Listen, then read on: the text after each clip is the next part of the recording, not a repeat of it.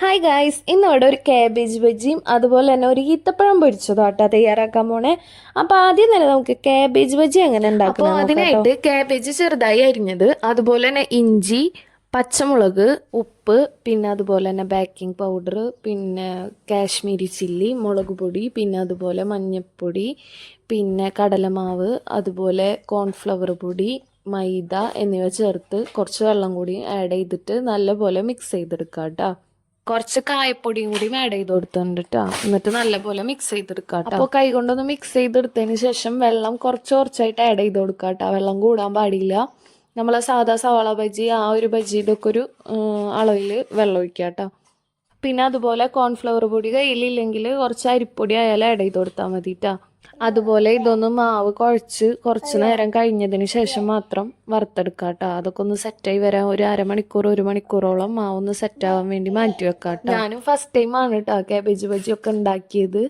അപ്പോൾ എനിക്കിഷ്ടമായി. First time ആയതുകൊണ്ട് തന്നെ എങ്ങനെ ഉണ്ടാവും, നല്ലതാണോ എന്നൊക്കെ ഉള്ള ഒരു ഇതുണ്ടായിരുന്നു. പക്ഷെ അടിപൊളിയായിരുന്നു, എനിക്ക് നല്ല ഇഷ്ടം. അപ്പോൾ ഒരു അരമണിക്കൂറൊക്കെ ആയപ്പോൾ മാവ് നല്ലപോലെ സെറ്റായി വന്നിട്ടുണ്ടായിരുന്നു. അപ്പോൾ പിന്നെ ഒരു ചീനച്ചട്ടി വെച്ച് വെളിച്ചെണ്ണ ചൂടായി വന്നതിന് ശേഷം കുറച്ച് കുറച്ചിട്ടിട്ട് പൊരിച്ചെടുത്ത്. അപ്പോൾ ഇവിടെ കാബേജ് ബജി സെറ്റ് ആയിട്ടുണ്ട്. അപ്പോൾ എല്ലാവരും ഒന്ന് ട്രൈ ചെയ്ത് നോക്കാം. ഫീഡ്ബാക്ക് ഒക്കെ ഒന്ന് കമന്റ് ചെയ്യട്ടാ. അപ്പോൾ ഇനി അടുത്തതായിട്ട് നമുക്ക് ഈത്തപ്പഴം പൊരിച്ചതാണ് കേട്ടോ നോക്കാനുള്ളത്. അപ്പോൾ ഈത്തപ്പഴം എങ്ങനെ പൊരിക്കണ നോക്കാം. അപ്പോൾ ഈത്തപ്പഴം പൊരിക്കാനായിട്ട് നമുക്ക് മാവ് ഒന്ന് സെറ്റാക്കി എടുക്കാം. അപ്പോൾ അതിനായിട്ട് മൈദപ്പൊടി, അതുപോലെ തന്നെ ഉപ്പ്, പിന്നെ ബേക്കിംഗ് പൗഡർ, അതുപോലെ തന്നെ ഏലക്കായയുടെ പൊടിയാണ് കേട്ടോ വേണ്ടത്. ഏലക്കായയുടെ പൊടി, പിന്നെ മഞ്ഞൾപ്പൊടി, പിന്നെ പഞ്ചസാരയും കൂടി ആഡ് ചെയ്ത് കൊടുക്കുന്നുണ്ട്. എന്നിട്ട് എല്ലാം കൂടെ നല്ലപോലെ ഒന്ന് മിക്സ് ചെയ്തെടുക്കാം കേട്ടോ. പിന്നെ ഈത്തപ്പഴത്തിന് ഓൾറെഡി മധുരം ഉണ്ട്, പിന്നെ എന്നാലും മാവിന് കുറച്ച് മധുരം വേണമല്ലോ, അതുകൊണ്ടാണ് പഞ്ചസാര ആഡ് ചെയ്യുന്നത് കേട്ടോ. എന്നിട്ട് ആ പൊടികളൊക്കെ നല്ലപോലെ മിക്സ് ചെയ്തതിന് ശേഷം ആവശ്യത്തിന് വെള്ളം ഒഴിക്കുക. എന്നിട്ട് കുറച്ച് കുറച്ച് മിക്സ് ചെയ്ത് കൊടുക്കുക കേട്ടോ. വെള്ളം കൂടി പോകരുത്. അപ്പോൾ അതുകൊണ്ട് കുറച്ച് വെള്ളം ഒഴിക്കുക, മിക്സ് ചെയ്യുക. പിന്നെ അതുപോലെ തന്നെ കുറച്ച് വെള്ളം ഒഴിക്കുക, മിക്സ് ചെയ്യുക. അങ്ങനെ മിക്സ് ചെയ്ത് സെറ്റാക്കി എടുക്കുക. അപ്പോൾ അടുത്തതായിട്ട് നമുക്ക് ഈത്തപ്പഴം ഒന്ന് പൊരിച്ചെടുക്കാം കേട്ടോ. അപ്പോൾ അതിനായിട്ട് ഈത്തപ്പഴം ഒന്ന് പകുതിയായിട്ട് കട്ട് ചെയ്ത് വെച്ചിട്ടുണ്ട്. അതിനുശേഷം ഒരു ചീനച്ചട്ടി വെച്ച് ചൂടായി വന്നതിന് ശേഷം വെളിച്ചെണ്ണ ഒഴിച്ചിട്ടുണ്ട്. അതിനുശേഷം ഈത്തപ്പഴം നമ്മൾ കട്ട് ചെയ്ത് വെച്ചത് ഈ മാവിൽ മുക്കിയിട്ട് ജസ്റ്റ് പൊരിച്ചെടുക്കാം കേട്ടോ.